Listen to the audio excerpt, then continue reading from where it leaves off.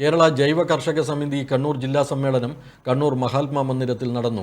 Organic farming association of India president KP Ilyas ഉദ്ഘാടനം നിർവഹിച്ചു. അതുപോലെ ലവണാംശമുള്ള സ്ഥലത്ത് നമ്മുടെ കൈപ്പാട് കണ്ണൂർ പഴയങ്ങാടി സ്ഥലത്തുള്ള കുതിര് ഓർത്തടി എന്നൊക്കെ പോലുള്ള നാടൻ നെൽവിത്തുകളുണ്ടല്ലോ, അത് അവിടുത്തെ ലവണാംശം, അതായത് ആ ഉപ്പുരസത്തെ അതിജീവിക്കാനുള്ള ശേഷി ആ വിത്തുകൾക്കുണ്ട്.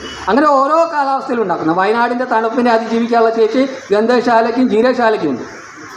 അങ്ങനെ നമ്മുടെ നാടൻ വിത്തുകൾ എടുത്ത് നോക്കുകയാണെങ്കിൽ മിക്കവാറും അത്തരത്തിലുള്ളൊരു അതിജീവന ശേഷിയുണ്ട്. അപ്പോൾ നമ്മുടെ ഞാറ്റുവേലയ്ക്കനുസരിച്ച് ഇത്തരം നാടൻ വിത്തുകളും പരമ്പരാഗത കൃഷിയും അതിന് നമ്മുടെ കാലാവസ്ഥയ്ക്കനുസരിച്ച് ഉണ്ടാകുന്ന മാറ്റങ്ങൾ ഉൾക്കൊണ്ടുകൊണ്ട് അതിൻ്റെ വിത്ത് വിതയ്ക്കുന്നതാണെങ്കിലും അതുപോലെ നടുന്നതിലാണെങ്കിലും ചെറിയ മാറ്റങ്ങൾ കൂടി നമ്മൾ വരുത്തേണ്ടിയിരിക്കുന്നു എന്നതാണ് നമ്മുടെ ഒരു കാലം പറയുന്നത്. അതിനുള്ള കാരണം കൂടി പറയേണ്ടിയിരിക്കുന്നു. കാരണം നമ്മൾ നേരത്തെ ആദ്യം പറഞ്ഞതുപോലെ തന്നെ ഇപ്പോൾ നമ്മുടെ കുംഭമീന മാസങ്ങൾ എടുക്കാം.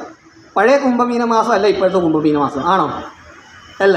ഒന്ന് നമ്മുടെ നാട്ടിൽ മരങ്ങളെല്ലാം കുറഞ്ഞു, ചൂട് കൂടി, അതുപോലെ തന്നെ റോഡുകളുടെ എണ്ണം കൂടി. അതുപോലെ ചൂട് കൂടിയാലും ആ ചൂട് പുറത്ത് വിടുന്ന സംവിധാനങ്ങൾ, ഇപ്പോൾ കോൺക്രീറ്റ് കെട്ടിടങ്ങൾ നന്നായിട്ട് ചൂട് പുറത്തു വിടും, റോഡുകൾ ചൂട് നന്നായിട്ട് പുറത്തു വിടും. അപ്പോൾ നമുക്ക് ഈ ഹ്യൂമിഡിറ്റിയും കൂടിയാണ്. അപ്പോൾ അത്തരത്തിലുള്ളതെല്ലാം കൂടുമ്പോൾ ചുറ്റിലും ഭയങ്കര ചൂടാണ്. മഴ പെയ്ത് കഴിഞ്ഞാലും മണ്ണ് തണുക്കുന്നില്ല. പണ്ടൊക്കെ ഒരു മഴ പെയ്ത് കഴിഞ്ഞാൽ ഒന്ന് കൂളാണ്, ഒന്ന് മഴ പെയ്ത് കഴിഞ്ഞാൽ ചൂടങ്ങ് കൂടാണ്. മഴ പെയ്ത് വീട്ടിനകത്തിരിക്കാൻ പറ്റാത്ത അവസ്ഥയാണ്. അപ്പം അങ്ങനെ വരുമ്പോൾ മണ്ണിനകത്തുണ്ടാകുന്ന മാറ്റങ്ങൾ നമ്മൾ പഠിക്കേണ്ടിയിരിക്കുന്നു. ജൈവ കർഷക സമിതി ജില്ലാ പ്രസിഡന്റ് KK ശിവദാസൻ ഉദ്ഘാടന ചടങ്ങിൽ അധ്യക്ഷത വഹിച്ചു.